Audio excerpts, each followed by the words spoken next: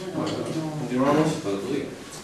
Bien, pues yo quisiera comenzar mi intervención pidiéndoles que recojan mis palabras de reconocimiento a la figura de Mustafa Misián, así como al afecto a sus familiares y allegados. Esta mañana no he podido estar físicamente en el homenaje, pero sí ha estado el PSOE representando nuestro partido. Y bueno, yo Misián ha sido una figura humana y política que he conocido, tuve la oportunidad de conocer de cerca en mi etapa como asesor del grupo parlamentario socialista en la Asamblea, y no siempre estuve cerca de sus postulados, pero sí reconocí en él la figura de un político sobre todo dialogante y que gustaba de buscar el consenso y el acuerdo. Por lo tanto, una figura que hay que resaltar y un merecido homenaje el que esta mañana se le ha brindado. En segundo lugar, es necesario hacer una mención expresa, objetiva y exaltada de la labor que han desarrollado las direcciones provinciales en nuestra ciudad. En un tiempo en el que va a culminarse el traspaso de poderes, si ya hice lo propio con la figura del delegado del gobierno, ahora como secretario general del PSOE creo que es muy justo y muy necesario hacer esa labor de reconocimiento del trabajo que han hecho los directores y las directoras provinciales en nuestra ciudad. Porque si estas dos legislaturas, estos 8 años, han sido los 8 años de mayor inversión de la historia democrática en nuestra ciudad por parte de un gobierno central, no es menos cierto que esa gestión, esa inversión se ha materializado, se ha convertido en proyectos reales gracias a la labor que han desarrollado los directores y las directoras provinciales en nuestra ciudad con sus equipos técnicos, y que han hecho posible, por ejemplo, que tengamos el nuevo hospital, un hospital que ha sido un ejemplo en su puesta en marcha, en el traslado que se hizo desde las antiguas instalaciones a las nuevas. Por lo tanto, un reconocimiento a la figura de Jesús Lopera por la labor que ha hecho al frente de la sanidad en nuestra ciudad. Una realidad que nos ha llevado a tener una nueva sede de la Seguridad Social, que ha posibilitado una atención mejor a los usuarios y también unas condiciones más dignas para los profesionales que trabajan en estas dependencias. Por lo tanto, un reconocimiento a la figura de Pedro María Sánchez Cantero. Una labor muy importante la que se ha hecho desde el área de fomento, con su director provincial a la cabeza, Jesús Padillo, a la hora de remodelar las costas de nuestra ciudad, de poner en valor enclaves de interés paisajístico también en nuestra ciudad, pero sobre todo los paseos marítimos que se han remodelado y en algunos casos que se han creado, como el de Fuente Caballo, que han cambiado la fisonomía y las opciones de disfrute de los ceutíes en nuestra ciudad. También desde el área de inmigración, también desde el área de dependencia, desde el inserso, y sobre todo, muy importante, tengo que destacar la labor que se ha hecho al frente de la coordinación de violencia de género, de la coordinadora de violencia de género, Candelaria, que ha intervenido anteriormente en otra faceta, en una faceta de partido, pero que de su responsabilidad institucional ha tenido la suerte y el privilegio, así lo considero, de poner en marcha la ley contra la violencia de género en nuestra ciudad, una ley sin parangón que creó este gobierno y que poco a poco va dando los frutos que todos deseamos y esperemos que sean aún mayores.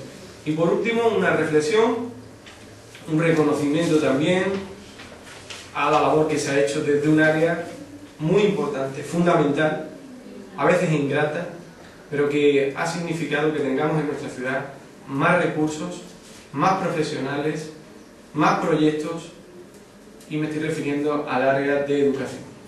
La figura de Aquilino Melgar ha sido una figura destacada en la labor de la mejora de la educación en nuestra ciudad. Es cierto que, como he dicho antes, es una labor ingrata porque son muchos los problemas que aún se mantienen. Se han mejorado porcentualmente los datos de fracaso escolar, pero aún siguen siendo abrumadores, y sobre todo hay una realidad que no hemos conseguido cambiar, como es la falta de nuevos equipamientos para colegios de educación primaria e infantil. Si bien es cierto, si se hizo un nuevo centro de educación secundaria, ustedes lo conocen, en la Campo Amor. Pero quiero destacar estas figuras y todas las que han tenido la responsabilidad de la gestión de la administración en nuestra ciudad durante la etapa de los gobiernos de José Luis Rodríguez Zapatero, porque desde esa gestión se ha hecho real, se ha hecho posible la inversión que se cuantificaba en los presupuestos generales del Estado. Bien, y por último, el tema quizá principal, de máxima actualidad e importancia, es el que ocupa el consejero de Hacienda, señor Márquez, en una reunión que hemos conocido a través de los medios de comunicación, está manteniendo en la capital del país, en Madrid, para decidir sobre los recortes, sobre el control del déficit allí donde están gobernando. Por lo tanto, nos afecta directamente a nuestra ciudad. Y lo primero que tengo que decir es que desde el PSOE de Ceuta vamos a pedirle al gobierno una convocatoria urgente de la Junta de Portavoces para conocer cuáles son las pretensiones del gobierno. Estamos oyendo sistemáticamente, insistentemente, que están inmersos en una reflexión total, así le llaman, de el cambio de la realidad administrativa y de gestión en nuestra ciudad. Bien, creemos que en esa reflexión que están inmersos y después de la reunión que ha mantenido con el ministro, el consejero, llega el momento de que convoque a los partidos políticos con representación parlamentaria para que conozcamos cuáles son esas intenciones y podamos en algún caso aportar y en otro opinar sobre las pretensiones de este gobierno. Nosotros tenemos mucho interés en saber cuáles son las medidas suplementarias que dice el gobierno local quiere llevar adelante. Tenemos mucho interés en saber qué entiende por el redimensionamiento del sector público. Tenemos mucho interés por saber a qué se refieren cuando dicen asemejar salarios por justicia, porque esto cabe la reflexión segunda, y es que si ahora plantean desde la justicia, desde el reconocimiento de la justicia, el asemejar salarios, la pregunta es obvia: ¿por qué han permitido a lo largo de estos 10 años esa injusticia? Si ellos entienden que es una justicia ahora mismo asemejar salarios, pues han mantenido, por lo tanto, en consecuencia, una injusticia a lo largo de estos 10 años de gobierno del señor Vives. No es cierto que hayan hecho los deberes, no es cierto lo que dice el consejero cuando ha acudido a Madrid, que acude pero con los deberes hechos en el control del déficit. No es cierto porque somos la primera ciudad en deuda, no es cierto porque somos la primera ciudad en demora de pago a proveedores, porque estamos entre las primeras en sobredimensionamiento de la administración y porque estamos las primeras en crear una administración paralela. Y esto lo venimos denunciando desde la oposición, el Grupo Parlamentario Socialista y el PSOE de Ceuta desde hace mucho tiempo. Venimos advirtiendo que este no era el camino, que íbamos a un callejón sin salida, y aún así el gobierno insistía con la creación de la CIUCE y un largo etcétera de realidades equivocadas que nos han llevado a esta situación. Y por lo tanto, este gobierno es responsable de lo que ocurre económicamente en nuestra ciudad y ahora se está viendo ante su propio espejo. Y como última consecuencia, anuncia que esto lo va a pagar los trabajadores, que esto lo van a pagar los ciudadanos. Esta mala gestión del gobierno del Partido Popular en nuestra ciudad durante estos casi 11 años de gobierno, ahora señalan a los trabajadores como los responsables, señalan a los convenios como los responsables. Y lo que es cierto, y sí es responsabilidad de este gobierno, el haber permitido que llegáramos a esta situación. Durante mucho tiempo pensó que desde esta forma de gestionar lo público podía servirle para sus intereses partidistas y electorales, y por lo tanto lo público era como un gran cajón desastre donde todo cabía. Llegados a este punto, después de ese tirón de orejas que le ha dado la realidad económica del país y esa llamada al orden que ha hecho el gobierno central, empiezan a plantearse las necesidades que nosotros venimos señalando desde hace mucho tiempo.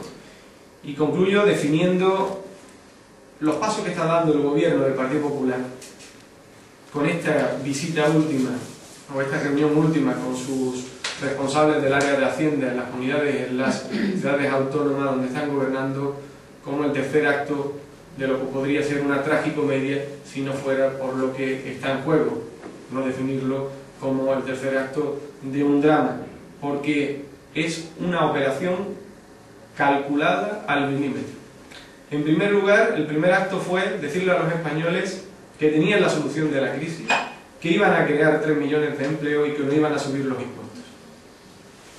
Llegados al gobierno, hicieron la significación del segundo acto, que fue el de decir que la cuestión económica, las cuentas estaban peor de lo que pensaban y que el gobierno central anterior les había mentido cuando les había facilitado la documentación, los números.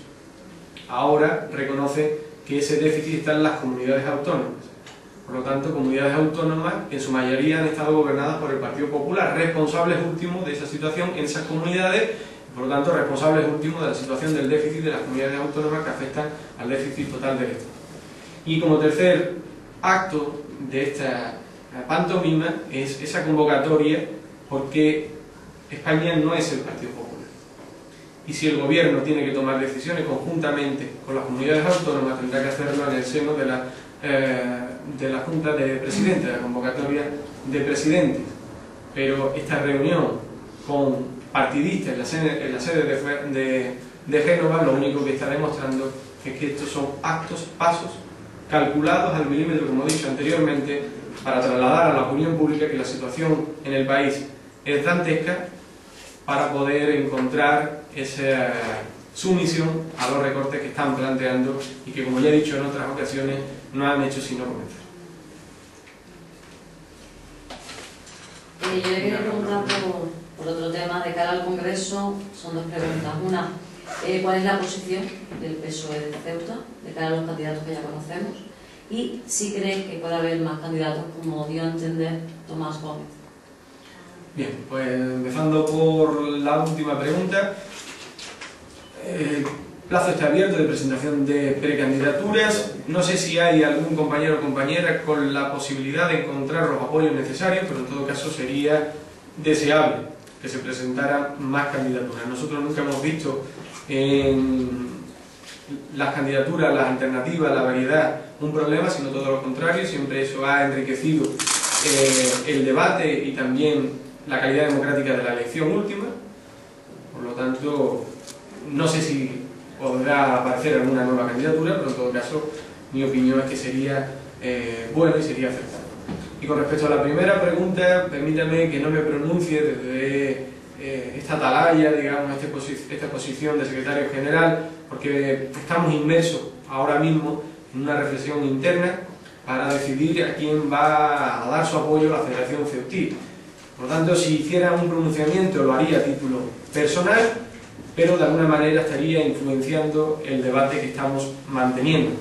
Por lo tanto, este jueves vamos a celebrar una asamblea para decidir quiénes son los y las 40 compañeros y compañeras que van a estar en el congresillo que se celebrará el sábado 19, donde se elegirá la persona que va a ir con derecho a voto como delegado al Congreso Federal de Sevilla. Esos son los pasos que tenemos que dar. Primero una asamblea para decidir los delegados a ese congresillo y entre esos delegados decidir el delegado último. No significa que sean entre esos 40, sino que son las 40 personas encargadas y tienen la responsabilidad de elegir quién va a ser el que esté en el Congreso de Sevilla. Y en ese transcurso de este procedimiento interno pues se está desarrollando un debate no solo sobre las candidaturas, sino también un debate sobre la ponencia marco, donde presentaremos nuestras alegaciones, nuestras enmiendas, que serán debatidas en ese congresillo y finalmente trasladadas a la Comisión Ejecutiva Federal.